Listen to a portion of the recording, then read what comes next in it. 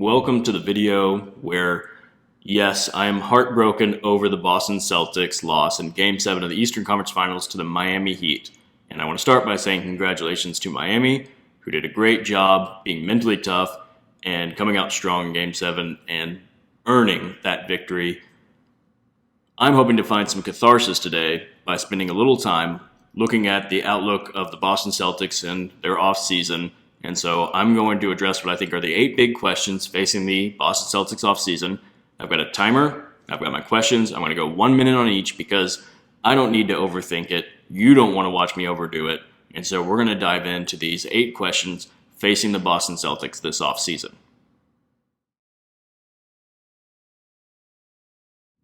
Look, I'm a Jaylen Brown guy, and I've been a vocal advocate of his because we see him improve every year. I get why people are skeptical of this Supermax. It's a lot of money, and frankly, more than his production merits. If you focus on the negative, you're going to get really frustrated with him because he's not the playmaker you want as a number 2 option. He's turnover prone, and sometimes he has these defensive lapses that leave you scratching your head. But you got to look at the positive with Jaylen. He's still an athletic, tough shot maker who, when he gets going, can carry the Celtics offense. He's a one-man fast break, which they need, and he's still a really good defender when he's locked in. So the only other alternative to keeping him on this extension is a trade, and I don't see the trade out there that brings back comparable value to what you would be sending out in Jaylen Brown. So 2 years is what they had before. Tatum and him will be on max extensions, and things get really complicated. So that's 2 years for them to figure it out with Jaylen Brown, and maybe by then there's a better option out there. But I say for now, sign him, keep him. On one of my previous videos, I said that when making coaching decisions, you can't look at what they've done for you in the past. You have to ask the question, are they the guy to get us where we want to go in the future? And that's why I said that the Bucks and the Suns were justified in firing their coaches. That said, Joe Mazzulla doesn't have even the resume that those guys had. But the question still remains, is Joe the guy who's best for the Celtics going forward? So the alternative is another head coach, which would be the 4th in 4 years. So could somebody else come in and improve the Celtics more than a year of consistency with Joe Mazzulla would help improve the Celtics? I think if there's one thing that this playoffs have showed us, it's that continuity really helps. The Nuggets and the Heat have a lot of continuity within their franchises, and I look at Eric Spoelstra, who's considered by many to be the best coach in the NBA right now, and think it's a good thing the Heat didn't fire him after the 2011 playoffs when they lost to the Mavericks. I'm not saying Joe Obispo, but let's give him some time and see what he is. That Mazzulla question leads right into the question of, well, if they're going to keep Joe, can they at least bring in a veteran assistant, somebody who's been a head coach before, who can help shepherd him in his growth a little more rapidly along this path? And of course, names like Frank Vogel have been thrown out because it's said that Brad Stevens likes him and maybe even thought about him for the head coaching job. I would think a name like Monty Williams would be great if you could pull the D'Antoni supporting Nash in his rookie year of coaching, and maybe Monty would come and mentor him. The problem is, I don't know if a lot of these veteran guys want to come in and be just an assistant to a guy that they have a better resume than. And they might cost too much to bring in just to do that job. And so really what you're probably looking at is they do need to bolster his staff because it got depleted during the year and before the year. But you're probably going to have to do it with no-name guys who are like the Will Hardy that they lost to the Utah Jazz, who proved to be a heck of a coach, probably a bigger loss than Ime Udoka. They need to find unknown guys like Hardy to fill out this staff for Mazzulla. I saw the video of the reporter asking Joe, are you guys too dependent on threes and does that need to change? And Joe quickly said no. A lot of people have been killing Joe for that, saying, yeah, you can't live and die by threes. You got to be able to do something else. And I'm just here to tell you that if you don't want your team to live and die by threes, don't watch NBA basketball.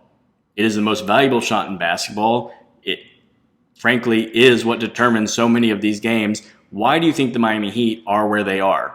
After being a poor three-point shooting team, or just not one of the better ones all through the season, they finally started hitting shots, and being on fire from three is how they beat the Celtics. It wasn't their paint points. And so, yes, it'd be nice to balance the threes with some inside touches, but frankly, the Celtics aren't a team that's built to attack the basket really well off the dribble. They do it when their threes are falling and teams have to stretch out. That allows them to attack the basket. The Celtics are going to be a three-point shooting team.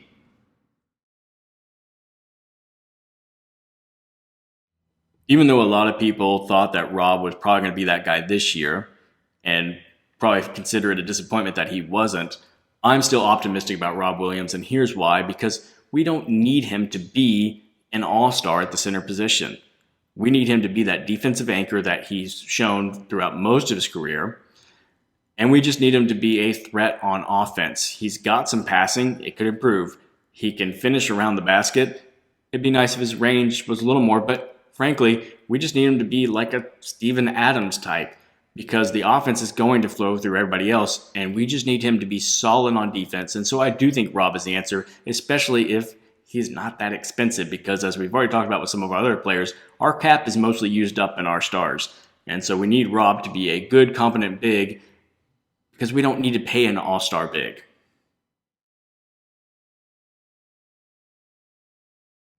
I threw Derek White into this because I want to know if he's finally going to be a core part of their finishing rotation. He spent so much of the year on the bench in fourth quarters, and I hope what the end of these playoffs, particularly that Game 6 game winner, showed is Derek White should be on the floor to finish games for the Celtics. So this is really a question about Smart, who a lot of people think maybe it's just time for the Celtics and Smart to move on. He's been there so long. He's still my guy, though. He's still the heart and soul of this team, and what I'm really thinking is, what do you want as an alternative? There's not a traditional Chris Paul type floor general out there. And if you want to go back to a more offensive point guard, do you really want to go back to the Isaiah Thomas, Kemba Walker mold of these point guards can get you a bucket, but they're going to be picked on defensively? The offense runs through Tatum and Brown. We need Smart to be what he is, a defender, a shot maker when he's open, and just the heart and soul of the team. Keep Smart.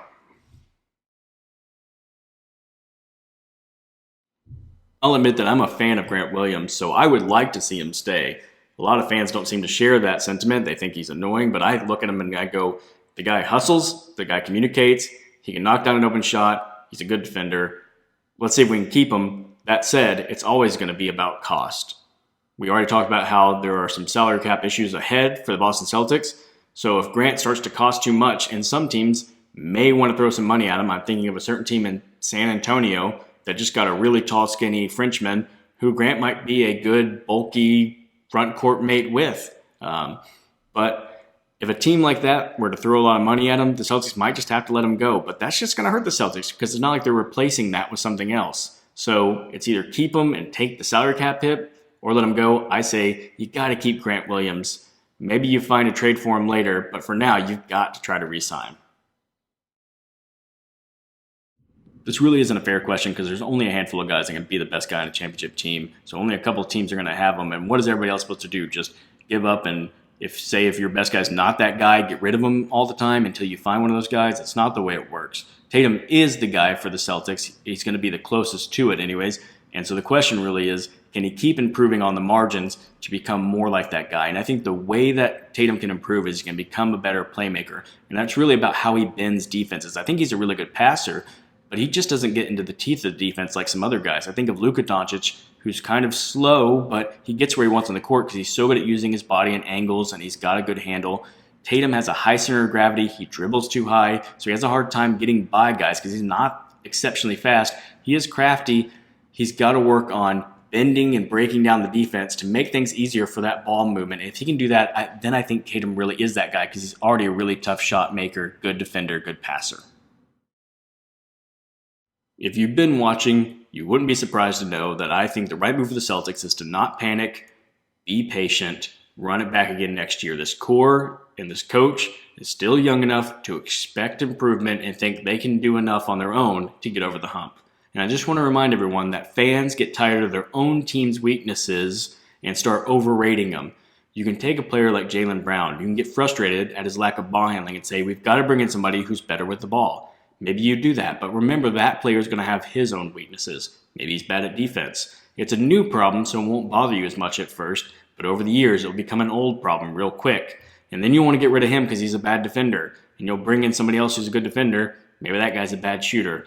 So just don't focus on your own problems so much. You've got to focus on what are your team's strengths. This team is deep.